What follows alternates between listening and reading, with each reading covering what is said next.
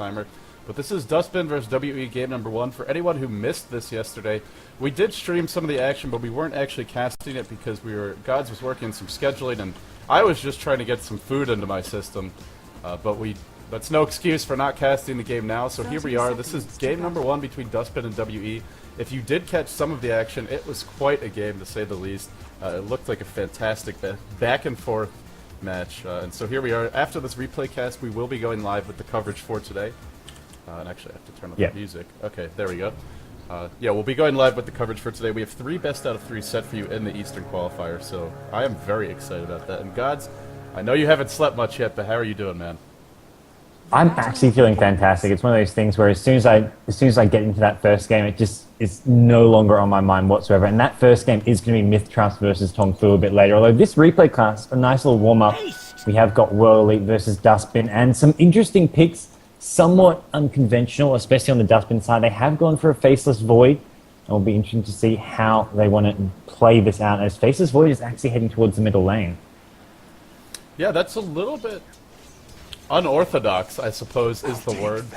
If you look at their lineup, they do have a lot of heroes that kind of need to solo. Pugna, Invoker, 2 heroes that often seen solo. Huge action on the top lane already. Nice shackle onto Arjun, but the Fissure Block is keeping Anti-Mage away for the moment. In fact, Shadow Shaman may be the one to go down first. Looks like he will. That's the first blood. Not the kill we perhaps expected to see, but great Fissure Block by Lei. Completely turning around that gank, and it's not over just yet. Chase continuing on to Icy. He will eat the Impale. Wow, what fantastic teamwork by Duskbin. And this is a devastating 1-2-3 punch in the tri-lane. Earthshaker so strong in these situations. You throw in the line and the Pugna with their great harassment. That's the power of an Earthshaker in a tri lane. One good fissure completely changes the tides. Yeah, I think WE must have seen the Void at mid and thought, okay, Void's mid, there must be a line or something mid, let's go in this top lane. It's only going to be maybe 1 or 2 heroes, but the tri lane was at top to start things off. We're actually seeing a solo mid Faceless Void, at least for the moment. They may change that up a bit later once his top lane gets under control, but this tri-lane to shut down the Anti-Mage farm is really going to be very effective. They've got the dual range harass, the Lion plus the Pugna. Lion is a bit level dependent, and that could cause some problems a bit later on, but as it is right now, they're going to be able to really do a great job of preventing Anti-Mage from getting any early game farm. Yeah, and the Faceless Void, sure, he might not be getting farm, but what he is getting is a lot of levels, and a quick Faceless Void level 6. A lot of people consider Faceless Void simply a hard carry, but unlike most hard carries, he is fantastic initiation. In fact, probably the best out of any carry in the game, and certainly up there with a lot of heroes that are purely designed to initiate. You compare him to an Earthshaker, a Tidehunter. That Chronosphere has a really low cooldown, so in some ways he's even better than having a Tide on your team. Of course, he does need a lot of farm as the game progresses if he's to carry, but for now, I think a quick level 6 could be more than sufficient just to set up some ganks, and then he can farm more towards the mid game. Yeah, no, I agree on that. And bottom line is Invoker up against a Beastmaster. And the problem with the Beastmaster is that he has gone for this boots first build. I think maybe he expected there to be the Faceless Void at bottom lane and to need those boots to escape. But being up against a solo Invoker, if you're in a 1-to-1 matchup with boots first, that is not going to help you out at all. Those boots are pretty useless in that matchup, and you'd much rather have some bonus regen or stats. As top lane, they're trying to scout out this pool. Maybe just try to steal this Centaur here. We'll see ES, yep, drops the Fissure, steals the Centaur, and that's worth using a Fissure for. While that was happening, that Beastmaster, even with his boots, just not able to run away from Invoker. And Ninjaboogie is going to have complete free farm and domination of this lane. Beastmaster already giving up a kill, and that is what Boots First is designed to prevent in the suicide lane. It's designed to make sure even if you get ganked off, you will be able to run away, but you just can't run from that Cold Snap Tornado combo. And Ninjaboogie with a fast start, he's going to have free farm, he's going to have a lot of levels. And a quickly leveled and farmed Invoker, that is a terrifying prospect. Look at Blah Blah in the middle lane, though. 10 denies at 3 minutes in against a Leshrac, who is a ranged hero, so those denies hurt him that much more. This is some fantastic play we're seeing from Blah Blah. Yeah, I mean, it all came down to, he got pulled both Tangos and Salves, so they really, his team made sure if he was going to be in that solo mid lane, he had the regen as well as the poor man shield. Both look crucial for this matchup. And I mean, all Leshrac can maybe do is throw some nukes. A bit of right-click harass is not going to bother this Faceless Void too much, as he does have that 1 point in the backtrack as well as, yeah, I mean, he's going to get harassed down, he's going to have to pop that South, but he's almost farmed up his Ring of Health already. Yeah, he's not only is he getting great farm, he's also really slowing down Leshrac. And this is one of Faceless Void's very strong attributes. He has incredibly high base damage. Look at his damage compared to that Leshrac. He does have a poor man shield, but even without it, he's almost 12 points ahead. And with it, 18 more points of damage to work with. It is so difficult for Leshrac to last hit. Plus, you have to factor in that occasionally he will get a time lock, which means that he's even hitting harder. Looks like Earthshaker is going to make a go in the middle lane with the haster. No, actually, he's not. Just kidding. He will back off. But still, the pressure onto the Leshrac. This is one of the worst starts I've ever seen for a Leshrac, especially against a melee hero. And you just got to credit Duskbin. Their laning is working out fantastically. All that being said, Anti-Mage is getting some good farm here. 16 CS. Leshrac is farming despite getting a lot of creeps denied. But right now, it seems that Duskbin are the ones winning this laning stage. Aside from the fact that WE is getting some pulls going up top, and that is going to give them a bit of a level advantage, at least in the tri-lane versus tri-lane. Yeah, no, absolutely. This pull will help them out. It's going to be making this line, as well as Pugna, two heroes that do need to get some levels. But getting those kills early on has helped them out. I mean, Pugna's already level 4. ES has been sitting in the jungle, and I like this. They're giving most of the XP to Pugna and Lion, whereas ES is a hero who does not need that XP. He's only needed for that big fissure, which at level 1 is pretty much as effective as it is later on when you do get a few more points into it. And at the moment, I mean, this anti-mage is being... I mean, he's got 17 creep kills, but he's still really struggling to get too much farm here. He's got up his ring of health, but still, one fissure, and impale, and blast, and he can be going down very quickly. Yeah, and you said it would be the Ring of Health for the Faceless Void, and that's what I expected, but actually it's not. It's a boost into a Wraith Band. Off the bat, looking to be very aggressive. And I really like this build because he's solo mid. He already has level 6. If he gets a decent room, maybe a teammate comes by and they pop a smoke and head top together, they could just destroy this tri-lane. Void is one of the best carries to have against anti-mage as well. Even in the early stages of the game, because that chronosphere is a great way to lock them in place. You couple that with the Invoker, the Lion with the Hex and the Pale, and the Earthshaker, and this is some almost unprecedented lockdown against an anti-mage, as well as some decent late game, because that Invoker is getting complete free farm down bottom. Ninjaboogie is going to be driving Beastmaster. Oh, look how far he chased him. As we see a bunch of action happening up top. Looks like Shadow Shaman will be going down. Actually, no, he's not. Great turnaround. Overextension by Duskbin there. And this might be a 3-hero kill. Anti-Mage wants to make it a clean sweep as he is continuing to chase the Earthshaker. Looks like we've been disconnected. We may want to fast forward through this since we have a lot of replay to cover. Sounds like a plan. I'm on 4 times now. Oh, reconnect. Okay, I am paused at 9:58 replay timer. Alright, I'll let you know them there. Alright, I'm paused as well, so let's go in 3, 2, 1, go. Alright. 59, 10, looking good. Yep, we should be all set. Alright, so yeah, I mean, at the moment, Anti-Mage, he's not suffering that much at this top lane. Oh wow, bottom lane though, Beastmaster is suffering. Second kill for Ninjaboogie. He's got his phase boots up, and that's going to give him great killing potential at this bottom lane. Beastmaster's just been completely taken out of the game. He has got his level 6's raw, so he may just try to swing to either mid lane or top lane to look for a gank at this point, because he cannot 1v1 this Invoker at bottom. Yeah, the problem is, even if he gets some ganks off, you're just leaving Invoker alone, and whenever we see Invoker played, if he gets this really good start with levels, farm, he's going to be such a devastating presence. Whereas if he doesn't, if he's shut down, he can really struggle. He does take a while to come online, especially with the Wex build. How do you feel about the Wex build in this game? I actually think it's a great choice because he's winning his lane, and they have enough aggressive heroes of their own, so I like the build. You feel the same way? I mean, I think it's not bad, especially against, I mean, the aggressive ganking lineup with heroes like the Beastmaster, the VS. I mean, even Leshrac just slowing down them when they want to run in. If you hit them with a Tornado EMP, you just stop them in the tracks. Mid lane, there we go. Void's gone in with the Chronosphere. They're going to have to quickly retreat, though, as World Elite are there with the counter gate. Roll goes down the Void. Here comes the Tornado coming out from Invoker. It's going to not quite be enough. Down goes Faceless Void, as Leshrac does go down, return line. Great 3-man impale. Hits all 3. Invoker's going to get a second kill, maybe a third here. It looks like VS will go down. Ninjaboogie, triple kill. He needs to get out. The axes are up, but I don't think that's going to do enough damage. Ninjaboogie actually turning around. Cold snap. Is this a kill? Is this actually going to be a kill? That's a quad. Oh, he's got the tornado in 1 second. He's trying to bait in and out. He's not going to get Beastmaster. Bottle up will save him. While this is happening, Pugna, at this point, Pugna cannot sit up top alone. He simply can't. Anti-Mage just got too many levels, those kills. And generally, it's not a bad matchup for Pugna if they're 1v1, but Anti-Mage with any kind of a decent start can bully Pugna out of the lane. So yeah, it no, looks I like a bit of a definitely agree with trade-off here at the moment. It's a very farmed Invoker in exchange for a little bit less farm on the Void, and an Anti-Mage who's having a pretty good start. Leshrac, despite his farm, not really accomplishing anything yet this game, has not really controlled the runes particularly well, as we see yet another rune going the way of the Earthshaker.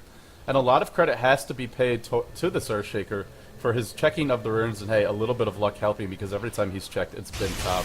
But it's really shutting down the track. No towers dead at this stage of the game, and there's a Shadow Shaman. Unfortunately, because it's a support Shadow Shaman, he's still not level 6. Once that Shadow Shaman hits 6, I expect to see WE being a lot more aggressive, at least in terms of tower pushing, as we see some action on the top lane. And nice fissure block coming out from Lei right there, completely trapping the VS on the wrong side. I mean, even without the fissure block, it was a pretty straightforward kill. And I mean, for me, the main problem with this Lestrange is he hasn't been that involved. I wouldn't mind that as much if he was going for an Edict build and was going to start pressuring down some towns, but he's just looking to keep on farming. He's got the max lightning storm, and he is going to get ganked out now. Cold Snap with a Void. That is a deadly combo, and Invoker gets his 6th kill of the game in just 9.5 minutes. Ninjaboogie is boogieing his way all over this map, really dancing on the graves of WE at this stage. Yeah. The bad analogies begin nice and early. Hopefully you guys are enjoying man. There's plenty we can do with Tong Fu, man. Don't worry, we've got some good puns coming with them. Yeah, man. You've been casting them for a while now. I expect some material from you today. All right. So I have great expectations for you, my friend. But in terms of gold graph, we are seeing actually not the biggest lead in the world, considering how dominant it feels like Duskbin is playing. But it looks like Beastmaster on trouble down bottom. In comes Chan, and this may be a turnaround. Ghostwalk is up. Will he get it off in time? I think he said anyway to the Edict. No, the Edict ends. And out Ninjaboogie goes, but Lei will likely be the one to go down instead. Great fissure on 2, and it blocks the Beastmaster, who's forced to run around. What a dive by Chan, but he's just not able to get it. A little bit of luck and a lot of skill there is all Duskbin needed. In the end, nobody dies. That's got to be very frustrating. Roar was even used in that engagement. And you really expect to be getting kills when the opponents have an underlevel tri-lane, a Beastmaster with no boots, and a Roar on the field. Yeah, that's one of those situations where, I mean, you commit those 2 solo heroes to the bottom lane. You're expecting a kill, you're expecting it saying return, and just a bit of wasted time. I mean, they force these heroes to go back to heal. But ultimately, ES, I mean, that's okay. I mean, just staying alive, getting closer and closer to, he's going to pick up some boots now. And, I mean, things are looking pretty good for Duskbin here. I mean, I do have to worry about Antimage, who's getting some decent farm. Antimage has gone for the early Vanguard. I don't mind that at all, especially up against the Faceless Void. If you rush that Battle Fury, the right-click damage coming out from him, not to mention the Invoker. I mean, Cold Snap plus Faceless Void. Invoker can hit pretty hard. You've got the Tornado EMP to drain his mana. Just, you need to tank up as an Antimage. So I like the fact he's gone for the Vanguard build, not rushing the Battle Fury here. Yeah, not only that, I mean, the way the game is going, I don't know this Antimage can afford to just sit back and farm all game. It really seems like when he's involved in the fights, his team is getting kills, and when he's not, they're dying or the opponents are escaping. Plus, like you said, the Void just... Even without any real damage items, Void just hits so hard. 106 damage with simply a Wraith Band and a Poor Man's Shield. That is absurd. Compare that to, say, the Earthshaker, who's a couple levels behind him. Over 40 damage less, and then you throw in that time lock.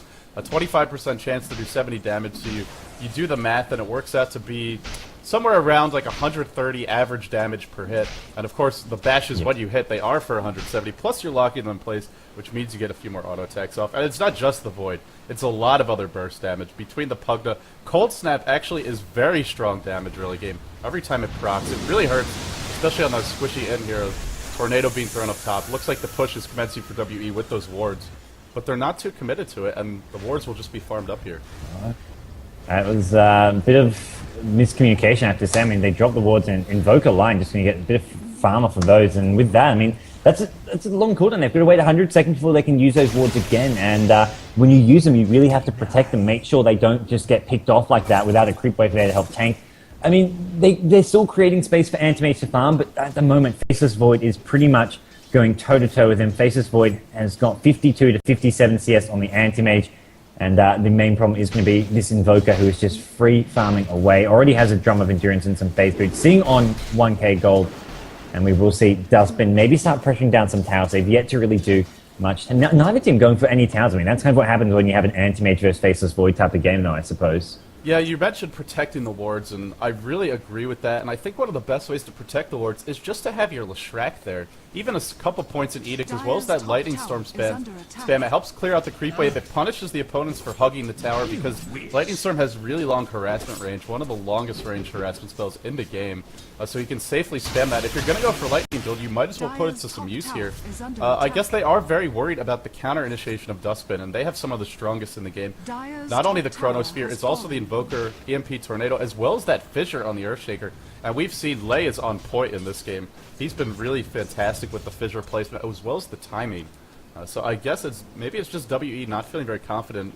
And if you haven't watched WE before, they do tend to be, I don't want to say passive, but a very deliberate team. They're not going to make too many aggressive, bold moves, especially if they're on the back foot like this early game.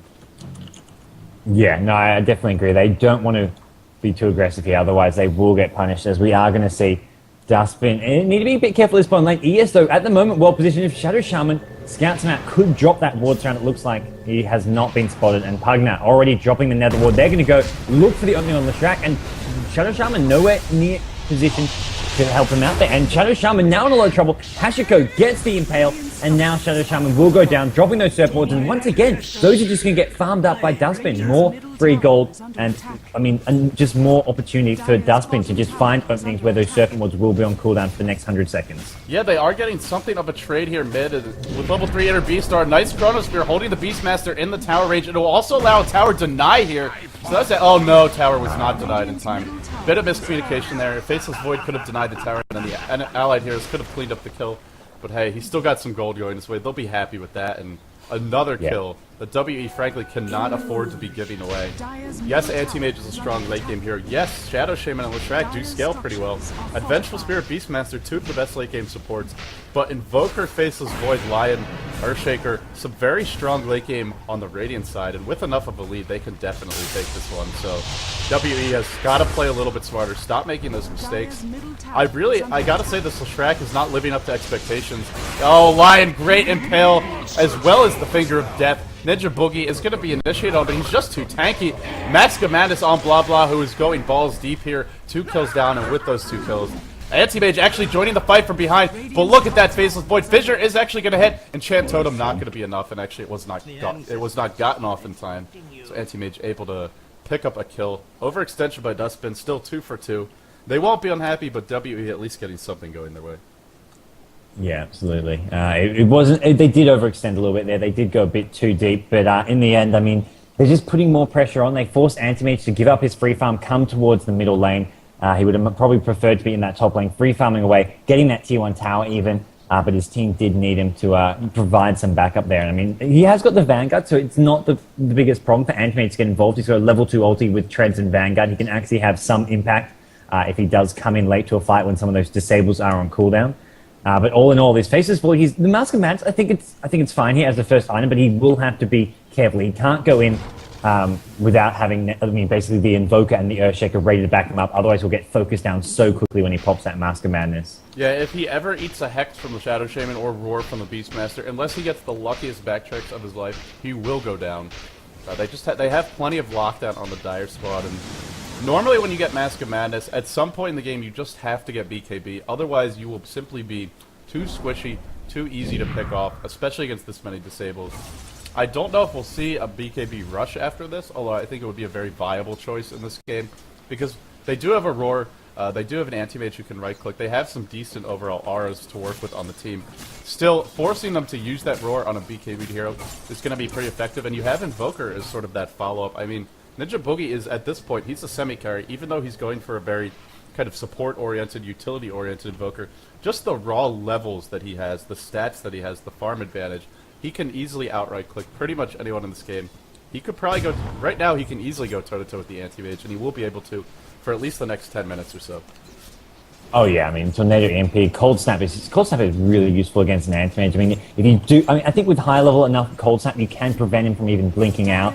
Although at the moment we are going to see him sort of focusing with the Tornado EMP, just throwing that at the start of any team fight before it even begins, just getting those heroes down low mana. And right now, the Dire team, they've got a couple Arcane Boots to deal with that, but whether or not it'll be enough, we are going to have to wait and see. They are going to see Tornado EMP just dropped at mid, and there we go. Shadow Shaman completely obliterated his mana, and now Beastmaster's at mid, looking maybe for a roll, but they haven't got the backup disables. Raw going to go down. Ninjaboogie is in trouble, though. It looks like with an Arcane Boot, Shadow Shaman will get the shackles off, and that was an important kill for World Elite to get. That was fantastic chain stun there. That Split Earth came through the absolute second that the shackles were about to end. Really nice job there. Understand the timing. It is difficult to get it off. Not only do you have to know the shackle time, you have to know exactly how long it takes to cast that Split Earth. So really well played there. And they are able to pick up a kill. But again, the Anti-Mage is being forced to help his team, whereas we see the Void getting a little bit of farm. So it is a trade-off. Still, killing that Invoker, it's a lot of gold, and more importantly, a lot of experience for a team that needs it. A team that's been behind experience all game. And it looks like we're going to see a push on the bottom lane here. Void will get the last hit on that tower, really accelerating his farm. Yeah, it looked like World Elite were wanting to go for that Roshan. They were ready to maybe drop some Surf Wards, use that DD rune on the Anti-Mage, but ultimately, this bottom lane with Void pushing, they could have just kept on pushing if it wasn't being defended, but they are going to go back towards Roshan. I mean, they've got Anti-Mage with the DD. Beastmaster has gone for the max out in the Beast, so that's going to give them a lot of DPS here. Yasha is up, Surf Wards are dropped, and it looks like World Elite are going to get this completely uncontested. The Radiant team have no vision. I think they don't even know what's going on here. I think those are... I hate to say it, but I actually think those wards were wasted again. They really didn't need them. I'd agree. So that's, what is that, 0 for 3 now, maybe 0 for 4 on JJ. I think it's 0 for 3 on the wards. He's been feeding them, at least these won't be farmed by the enemy though, that's something. But all kidding aside here. One thing I want to mention is WE, in spite of having this disadvantage, and they are catching up, that Aegis is going to go a long way to helping them. But in spite of being down a lot of the game, I love these wards that they played. If you look at Duskbin's lineup, they're not the most mobile, but if they ever get a hold of you with any of their disables, any of their initiation, you're just dead. Maybe the Anti-Mage can blink away. Everyone else is going to go down. And so I like having these pretty defensive wards being placed. We're not seeing the kind of aggressive wards that a lot of the other Chinese teams will put down, like Tongfu, when they get an early advantage. W's on the back foot, but they're doing what they can to minimize the fallout and sort of mitigate any additional damage being done to their team. So I like those defensive wards being placed by them. They understand the position they're in, and they're not going to play too aggressively, taking what they can where they can and trying to minimize mistakes. Yeah, I agree. They do really need to cut back on those. They can't afford to give up too many more free kills here. Anti-Mage, though, is getting closer and closer to that Manta style, not going for the Battlefield build, as mentioned earlier, and that is going to definitely pay off against the Faceless Void. Faceless Void, though, item progression-wise, he needs something a bit more. I mean, he's sitting on 1100 HP here. He's got some decent backup with the Tornado EMP and ES Fissure. Is this just going to be some DPS coming from him now? Perseverance? Looks like it will be a Battle Fury. I suppose it could be a Refresher, but he doesn't have the mana pool to support it, so I don't think we're going to see that. Although I think I do want to say, I played against an Aghanim's Void once. I think it was an Aghanim's Necrobook, like kind of a pure support initiator Void, and eventually he got a Refresher Orb. And you just can't win a fight against a Void with those kind of items. He's one of the best initiators in the game. But yeah, I don't think we're going to see that. It will be a Battle Fury, and that's going to give him a lot of damage. Still, he will be very squishy. He's going for a pretty glass cannon build. You compare that to the Anti-Mage, a lot more survivable right now. Especially with that Vanguard and the Spell Shield. Yeah, no, I agree. It is going to be very, very tanky, hard to kill. There we go. Tornado Imp mid. GG. Shadow Shaman gets taken out. He's got the Aegis for some reason. I mean, I can see kind of how he's an important hero, but it's one of those things where that was pretty much a wasted Aegis. They do get that tower denied, but I mean, World Elite not really accomplishing much with the Aegis use. I feel even Leshrac could have maybe made some more use of that than the Shadow Shaman. I understand the thinking, and with the Shadow Shaman, yeah, sure, if he can come back to life and drop another Hex and the Shackles, of course he is very mana dependent, that's fantastic, but the problem is, he's only level 9 right now, and not only is he squishy, but his spells aren't even maxed out, so it's not a full duration Hex, it's only a level 1 Shackle, and of course you can't respam the wards, unless you have a Refresher Orb, which he's nowhere near having, so, yeah, I'm not sure he was the correct choice. I mean, I understand there are situations where it makes a lot of sense to give it to Shadow Shaman. To me, this was not one of them. Yeah, I think there's like the solo mid Shadow Shaman, or especially in a late game scenario, putting it on a hero like Shadow Shaman instead of your carry hero who's already tanky as hell, like a hero like Anti-Mage, you're not going to kill him, especially later in the game. Maybe he gets up a heart. There's not much point giving him an Aegis as well on top of that when you can give it to a hero like Shadow Shaman, who's going to be the one getting focused down. Yeah, exactly. But I mean, yeah, I'd agree there. At the moment, he is a bit underleveled. He can't make all that much use of it, but World Elite still, they're pressuring bottom lane. They're trying to get some momentum going their way. We've got Shadow Shaman and Leshrac. There goes a Tornado. Some follow-up, not going to happen. It's just Invoker at the moment. One more TP coming in from the Earthshaker. It is going to be cancelled, actually, as Invoker needs to be careful with this bottom lane. 4 World Elite heroes are hovering around him. One thing that Duskbin seems to be a little bit behind on is the farm on their support heroes, and I've seen this before from them. They tend to struggle in terms of getting that item progression going. They do require their supports to basically what they do compared to other teams is they really favor giving their 1, 2, and 3 position players as much farm as possible.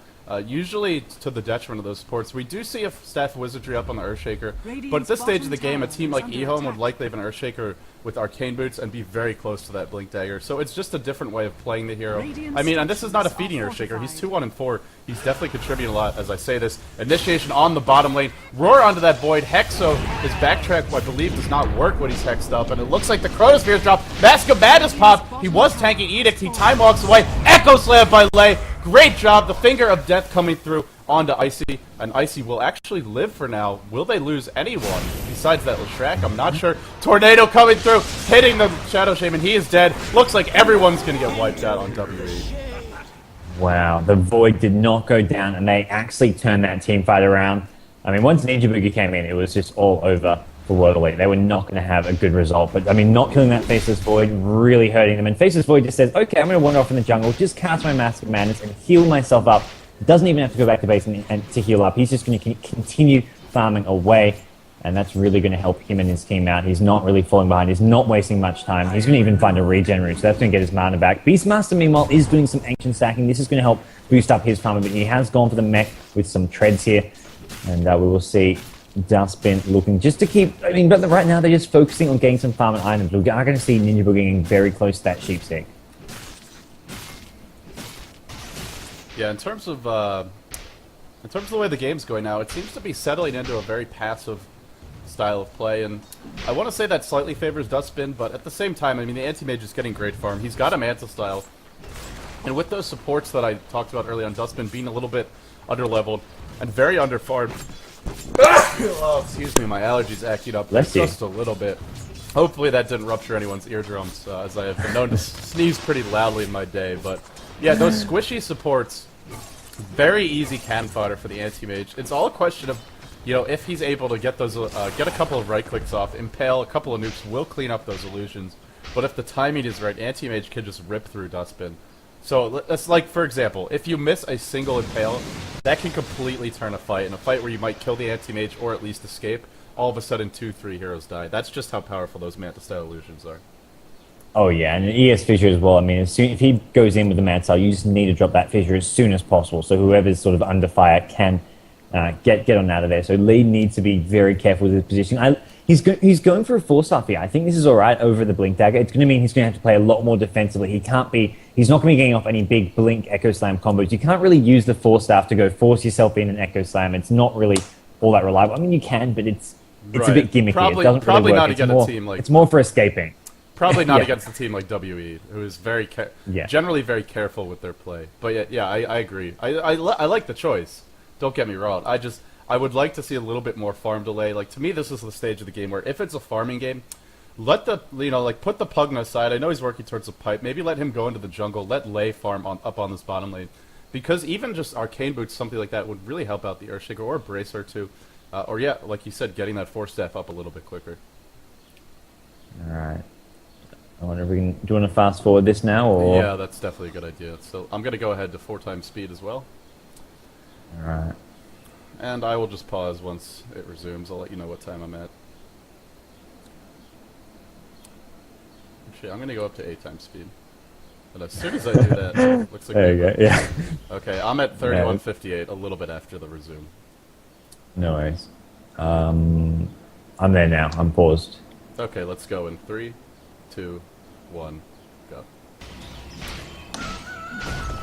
Alrighty, so we are back, and I mean, yeah, Pugna building towards the pipe there. ES has actually gone to the jungle himself. I think they just really want this Pugna pipe up. It's not going to be a key item against some of these die heroes. I mean, they have got the Leshrac, but Leshrac at this point can be focused down pretty quickly if he does just go running in and just I mean, looking to do some melee damage there, but Signs of Vice up on Invoker, so they're going to have that great lockdown. And exactly, I mean, if Leshrak or whoever wants to go running in, even the Anti-Mage blinks in with a Manta Style, as long as they can find out which one's real, they can pop the Signs of Vice, pop a Cold Snap, and try and focus him down. They've got the physical damage to do so. Yeah, Duskbin, they do have so many AoE stuns here, and I mean, as far as late game supports go, Lion and Earthshaker are two of the very best. That Hex is just such a nice tool to have against the anti-mage, and if Lion is able to ever to get up a Blink, or even a Force Staff of his own, that'll be very helpful. Of course, there are other ways to do it with anti-mage. Ghost Scepter, one of the best. And as long as your mana pool is not too low, he's really not going to be able to do anything to you. And if you get 2 or 3 Ghost Scepters up on the support heroes, as well as a Pugna who has that Decrepify already, which is a built-in Ghost Scepter for the team, as long as he uses it, the anti-mage can get kited all day, plus with all these disables, can be locked down. As far as late game lineups to deal with anti-mage go, I can't really think of any better than what Duskbin has. Oh yeah, no, I agree. What Duskbin have can just really deal well with this anti-mage. And I mean, heroes like Leshrak against the pipe. No mech on the Radiant team as of yet. It doesn't look like they will be getting one at this point in the game. But still, even without that, the Dire team just do not have the best initiation. They've got the VS and Beastmaster. They've got those dual auras, but I mean, they've only really got the anti-mage to benefit from them. Sure, these support heroes, Leshrak and Shadow Shaman, it will boost up their right-click DPS, but Leshrak is going to spend a lot of time doing that Edict and Pulse Nova damage. As top lane, Tornado MP just going to drain a bit of the anti-mage's mana, and Shadow Shaman, he's just throwing down the disables. He's not a hero who's going to be right-clicking much at all in any team fight. Right, and you mentioned the Leshrak. I mean, I've seen Leshraks go entire fights, maybe throw up 2 or 3 auto attacks, because they're usually much more focused on just making sure they're moving to their correct locations. Not only to hit the stun, but also to stay in Edict range, stay in Pulse Nova range. So you're exactly right.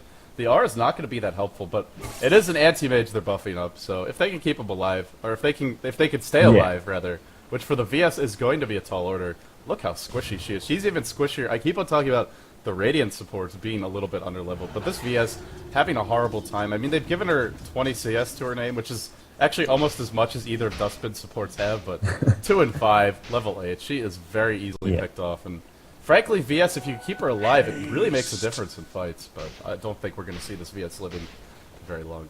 Yeah. And for me, when you go for these dual auras with the VS Beastmaster combo, it's almost something you want to do with ranged heroes. I mean, because Anti-Mage, you don't really need to boost up his DPS with these auras. He's just naturally a great carry when he gets the farm he needs. It's better for heroes like DK who can get the ranged attack and don't actually get back there. But right now, Leshrak gets picked up at mid. Shadow Shaman actually goes into the front as well, gets sheeped up, and it looks like a Raw going to go down on Lei. Lei will get taken out, although the action is not over. Invoker sniping the courier, finishes the target, goes to the Vengeful Spirit with the help of Blah. Chronosphere almost gets Beastmaster as well, not quite latching on with that one. And we are going to see Shadow Shaman being chased down by Blah. Pugna getting the last hit for that one, and right now 2 for 2. So pretty even trade for both teams. Faceless Void going to try to get out. Pugna surrounded, should go down though. No Decrepify could at least have been stalling here, but instead just going to go down that much faster. Maybe afraid of that Mana Void. He was fairly low on mana, but in fact there was no mana to cast the Mana Void. Still, it was a pretty hectic fight. You can't really blame him. But the Shadow Shaman had a Blink Dagger in that fight, and he counter-initiated Hexton. Although he did go down, I think it gave them a little bit more time to help set up. It also sort of drew Duskbin deeper into enemy territory.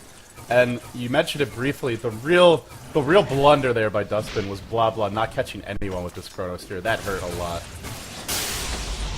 Yeah, and they are going to get scouted at Roshan. I think World Elite have maybe made a bit of a problem for themselves by going for Roshan here. They will get EMP'd up. Beastmaster out of mana, very low on HP. Oh, there we go. Void goes in. He's found Vengeful Spirit. Vengeful Spirit should drop. The Invoker there is there, even with Blah getting sheep down. And, I mean, they've got the backup. Even when Faceless Void gets disabled, Invoker can do some DPS instead. Invoker can throw the tornadoes. I feel like this is the kind of heroes you need to back up a Faceless Void, especially when it's not that Mask of Madness. Chaos Meteor onto Roshan. Why the hell not? He's actually maybe just scouting up on the high ground there. That was a, like, level 2 exhaust. I think he was trying to use Alacrity. That would be my guess. WWE, he actually did EEW. There's a better way to scout, which is that tornado. Dangerous positioning here for GG. They really want to fight this Roshan. Age is picked up by Faceless Void, and with that, he can safely initiate and not worry about getting Blink hit by Shadow Shaman. That was a bold move because I don't think they're going to kill that Void off. Certainly not twice, but they're not actually going to get in range.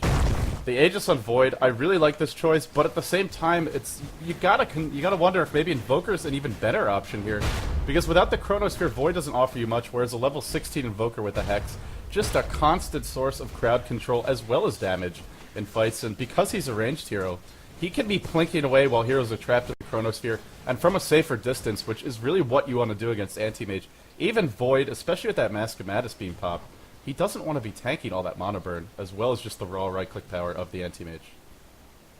Yeah, no, I definitely agree. You don't want to be getting all your mana burn as a Faceless Void, and we are going to see whether or not Duskbin can make something happen now. I mean, they've got sort of most of their core items up. They've got that 4-star now finished on the Earthshaker. Lion hasn't really got all that much. He's sitting on 1k gold, may go for a 4-star, or the Ghost Scepter you mentioned a bit earlier on himself. They've got the pipe. I mean, this is kind of where their lineup should be sort of starting to peak. They've got the Sheepstick up and Faceless Void with Battle Fury, Mask of Madness. He's got 3.4k gold. Probably going to pick up an Eagle Song here and go for a Butterfly, I want to say, as that is going to be his item of choice. And with that, I mean, Duskbin have a lot of DPS. If they catch a couple heroes in that Chronosphere, the fight should go their way, although Anti-Mage also building towards a Butterfly has that Talisman of Evasion to help deal with the Faceless Void. Honestly, Butterfly and Faceless Void is just flat out broken. It's so unfair to play again. Because not only do you have that evasion for the Butterfly, you also have the built-in evasion from Backtrack. And for anyone who doesn't know the mechanics, they do actually stack, because Backtrack is not standard evasion. Evasion does not stack, but it's not evasion. It's actually a triggered heal. The way it works in the game is you take the damage and then you immediately heal it back if Backtrack procs.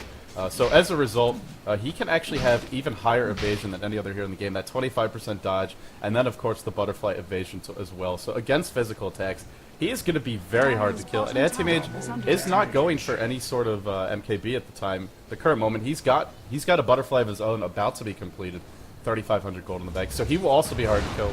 But the Faceless Void with that Butterfly could be very tanky. It's going to come down to the Shadow Shaman getting that Hex off, which will remove the evasion temporarily, as well as just the chain stun from the Dire Squad in general.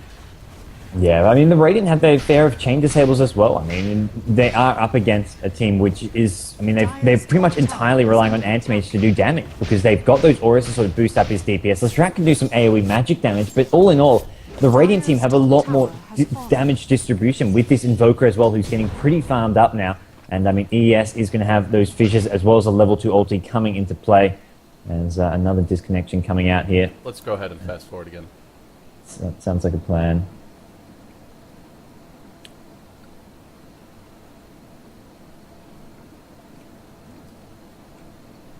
Oh, I went way too far. Actually, no, not really. I'm at 40, 41. Nothing much has happened. Okay, I'm there too. So in 3, 2, 1, go.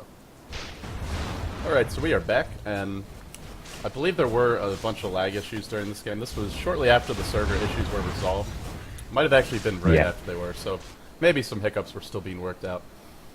In terms of the gold graph, it is still fairly even. I mean, you mentioned how Duskbin, their eggs are not quite all in one basket the way the WEs are with the Anti-Mage.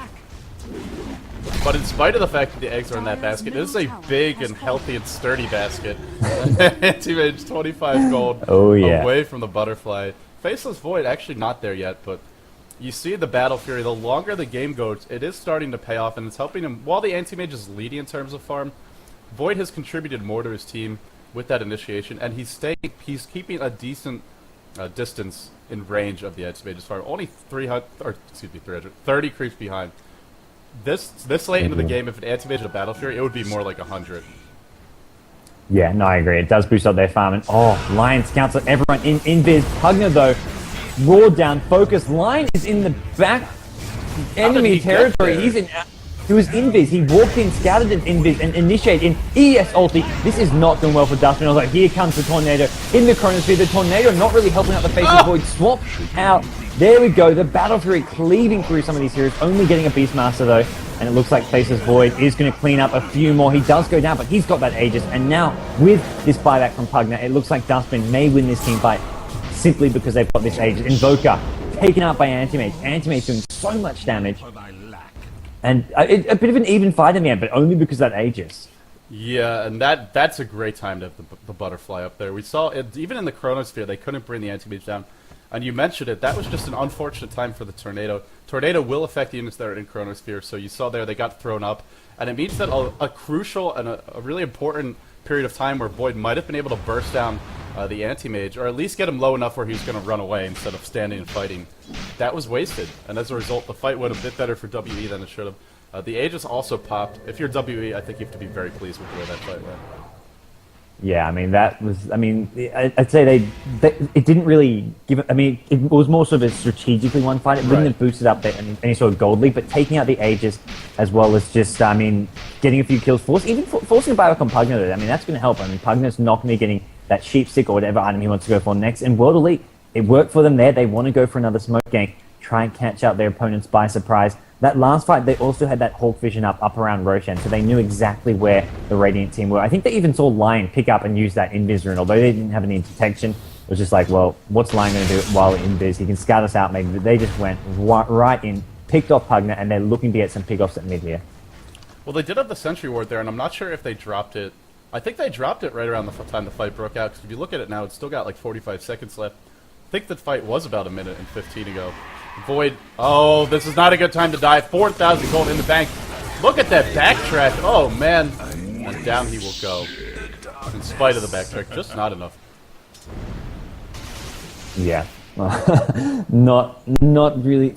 I mean, that's okay for them. I mean, it is a bit of a dent into Faceless Void's farm, but ultimately he will just have to. I mean, it's one of those things where now Duskbin going to have to regroup, find out, okay, we can't afford to have too many more pickups like that. Although Antimate, though, he's getting ridiculously farmed. He's got the Butterfly Manta. He's up to 1,800 gold. We'll see him, I don't know, maybe go for a Heart next, or even go for something like that Basher. Basher could be useful against the Faceless Void, or an MKB if he really wants to get rid of that evasion. But I think ultimately going for a Basher could be great in that 1v1 combat, as well as preventing Void from attacking him down when he's got this ridiculous attack speed. Well, if it does come down to the 1v1, I agree, but of course, it's always the Invoker you have to be worried about here. It's, you know, It might not be a fair fight. It's like, you know, two kids at the playground show up and they're looking to go toe-to-toe, and then in comes the big bully from the next school in the form of that Invoker, and just makes it an unfair advantage. Or, you know, the older brother, whatever you want to go with there for the analogy. I've mentioned this a couple of times. I know in Dota 1, Hex does remove, or does disable backtrack, but it doesn't look like it does in Dota 2. I think Void's backtrack was still proccing there. And that's actually a big deal in this game. Do you know for sure? I don't know much about the mechanics with the backtrack and Hex. I know, yeah, it gets rid of evasion, but I don't know about backtrack. I'm pretty sure it does in Dota 1.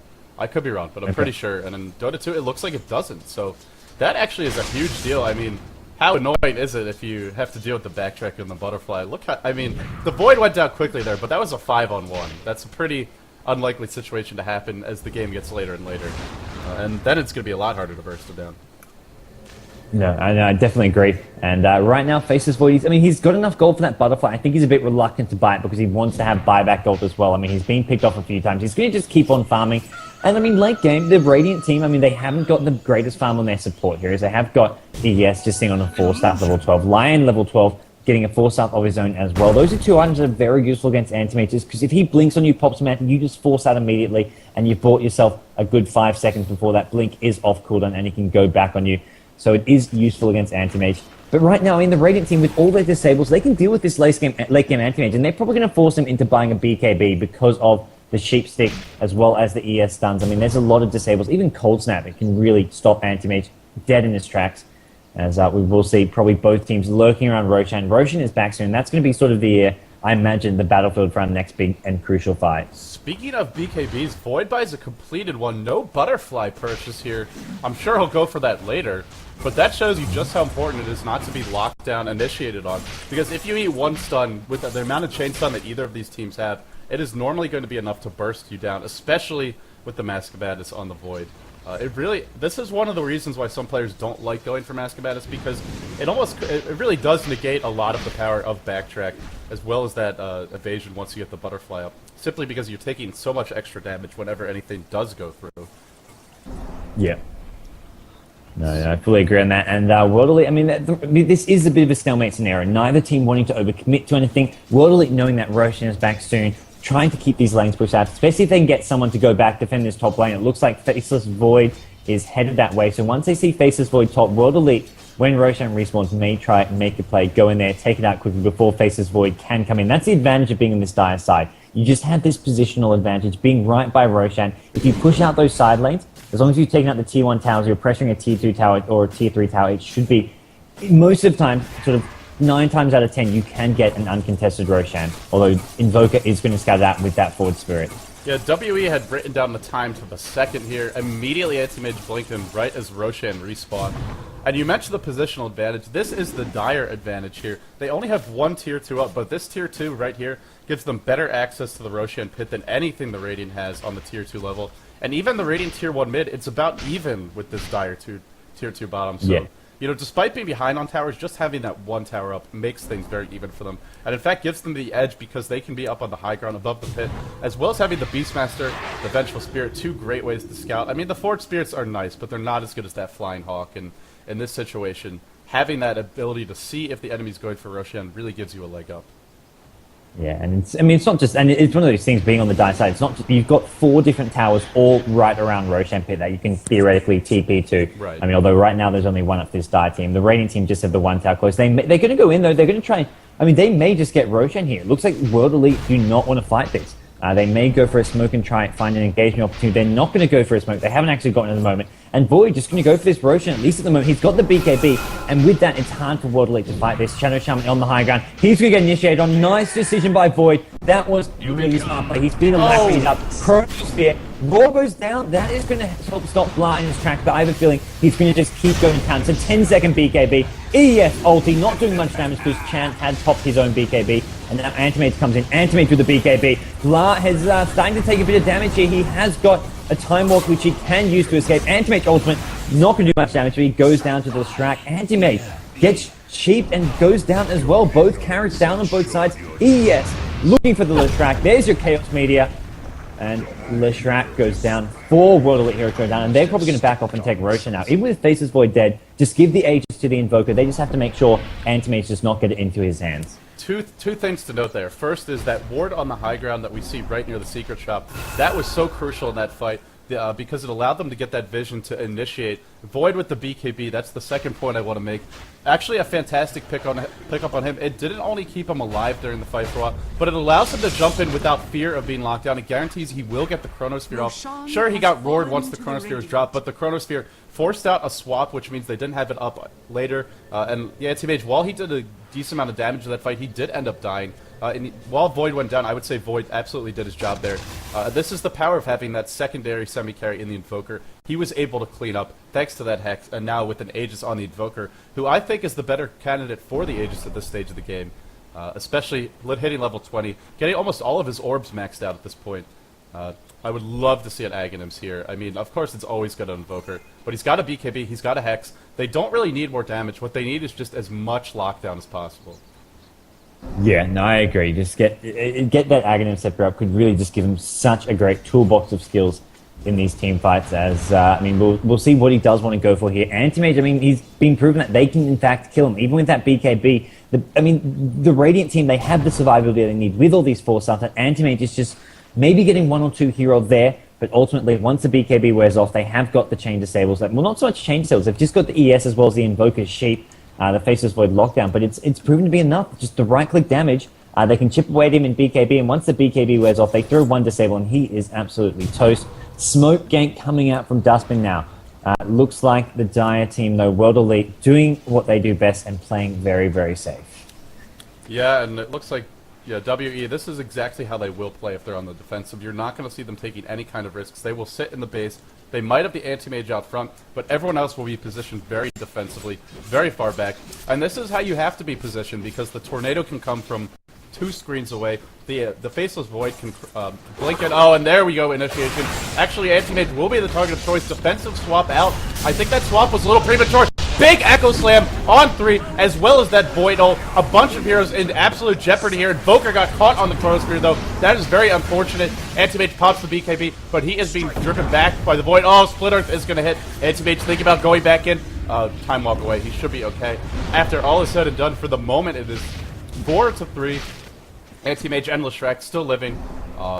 Shadow Shaman Advenge, because they're so underleveled, will be respawning soon. They might even get here in time to defend. In fact, with the Glyph being popped, well, the first Rex may go down. They may be able to defend the range. Well, it's going to be close, but yeah. I think Duskbin's going to get Rex here. And, I mean, World Elite really rely on the Shadow Shaman VS, because without them, they have no lockdown. Well, they have the Raw, but Raw's on cooldown. And with no Roar, with VS and Shadow Shaman dead, they just cannot go in. They cannot defend this. Beastmaster does go in. If he gets locked down by these heroes, he is going to be Faceless Void going to town on him. Faceless Void will pick up that kill. He's got the cheese if he needs. Anti-Mage trying to go in, slow down this push. Faceless Void popping the cheese, still taking a lot of damage from those tier 4 towers. He's going to get hexed up, goes down, bit of an overextension, and now things looking to go a bit pear-shaped for Duskbin. They're going to lose line as well, and they need to just get out of here, cut their losses, as Invoker should be able to escape with Aegis intact. Still, they got what they came for, which was this melee Rax, and Faceless Void does have buyback if he needs it. I don't think he'll need to use it. The lanes are fairly pushed in the favor of Duskbin. They also, crucially, have all of their tier 2 towers up as well as the Glyph. There's no way they're going to lose Rax in return, but Ninjaboogie might get picked off here. He does have a DD rune, so in fact his anti-mage has to be careful, but he's looking to go in, blink to initiate, and back they go. Hex onto Ninjaboogie. Shackles will likely be here to fall. Great war trap by GG and holding him in place. Earthshaker, no fissure up, and that will be an Aegis wasted. Yeah. That was a nice little gank there. They waste the Aegis, and that's one less thing they have to worry about next time Duskbin go for that 5-man push. Look to take another set of Raptors. They don't have to worry about. They can actually focus down Invoker, and he won't have the Aegis. And they're going to re-engage.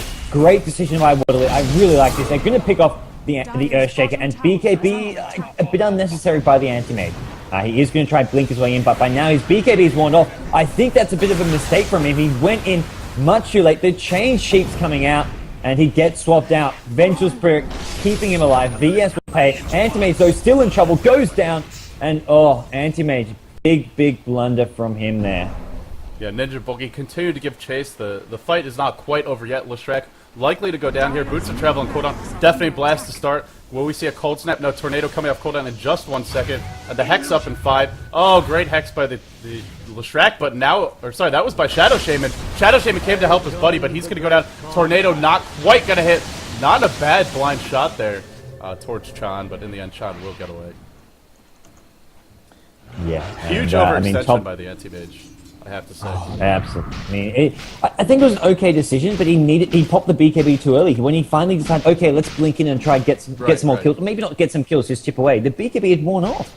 If he wanted to do that, he had to go runes right away, do a couple hits, and then get out. I mean, he could have got a hero. I don't think he would have got a kill, but he could have got a hero down to half HP, maybe made sure that he could get that tier 2 tower, but he just blinked in, got cheaped, and went down. It was just nothing too special about it, and the Radiant team just making him pay for that silly mistake. And World Elite now in a bit of trouble with Anti-Mage down. He does have buyback, although he won't be wanting to use it. 20 seconds, and he will be back up, as it looks like Duskbin wanting to press the issue in this top lane.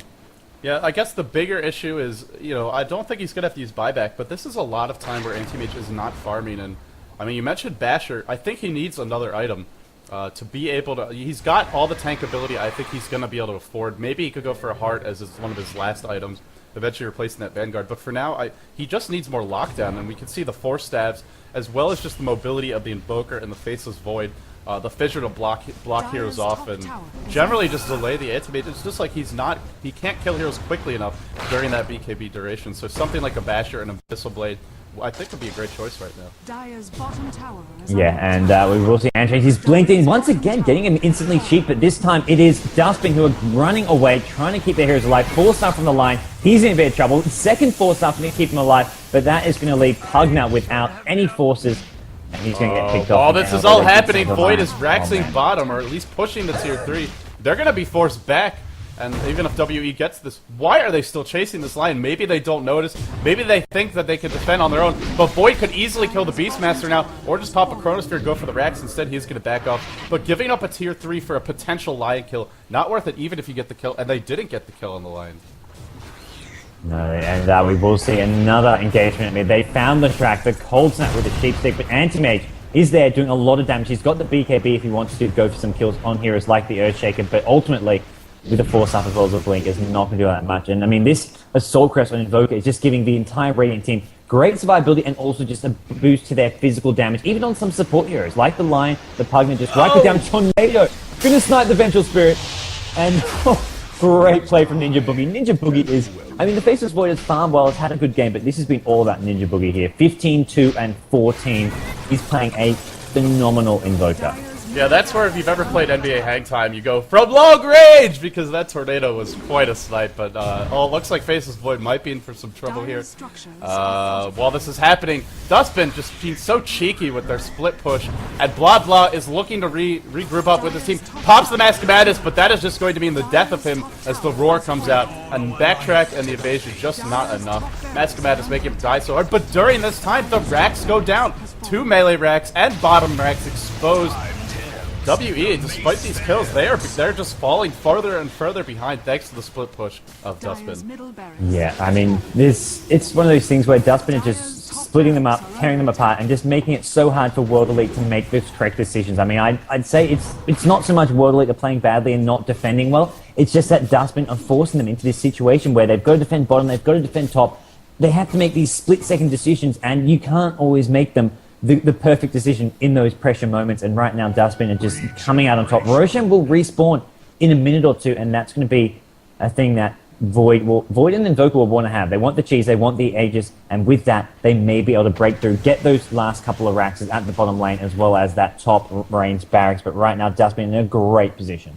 Yeah, I think it's not only, you know, it's whether or not they're making mistakes. The other issue for them is just like the heroes as we see Chan likely to go down bottom. Swap out, BKB is popped and Benj, doing a nice job of keeping the more important heroes alive, but unfortunately their bad positioning is forcing her to die over and over. Roar onto the Void, but a Roar used defensively. Blink in from the Anti-Mage, and the hacks from Shadow Shaman. Great double initiation, as well as the Shackles. Void will go down again. This time he has no buyback. Echo Slam on 3. Nice counter initiation from the Earthshaker. Does manage to bring down Beastmaster. Immediately he buys back. Void will, or Anti-Mage, excuse me, will clean up another kill. Force Staff onto the high ground from the Lion. Anti-Mage blinks in. Nice job there, and he does have that basher up that we've been talking about him getting. Nice Ice Wall. Looks like Duskbin should be running. I'm not sure why they're trying to fight, but indeed that might mean the death of Arshan. For now, one more Hex. Tornado as well. God, Invoker is like playing against 5 heroes once he hits this stage of the game, as we do see Lion finally going down. Invoker continue to be chased, even if Anti-Mage is able to kill him. Mid lane is pushing in, and this is valuable time that could be spent pushing out the lanes, going for tier 2 towers. Oh, it would take absolutely ages to kill a hero like that Invoker, and he could Ghost Walk, he could Cold Snap, he could Tornado, he had plenty of things he could do to escape the Anti-Mage. As this mid lane being pushed in, that's going to start just causing the problems. They've still got that top range barracks. I mean, it's a small thing, but having those range barracks do count for something. That they do act as a bit of a buffer. Not to mention, it does push a bit slow when they haven't got those strong range creeps. But another quick pause, and it looks like teams are ready to go. But yeah, Duskbin, that Void just getting a bit picked off and focused down. Really nice initiation from World Elite. But we're going to see whether or not they can keep that up, because they're going to need to win a few big team fights. This game is going to have to go late if they are to win this game. Oh, and I'm not sure if you've already done this, but we should go ahead and fast forward. As we are. Oh, yeah. Okay, I am paused at 1 hour and 49 seconds. You're paused at the moment? Yeah. I'm paused too. Okay, right. Ready? 3, 2, 1, go.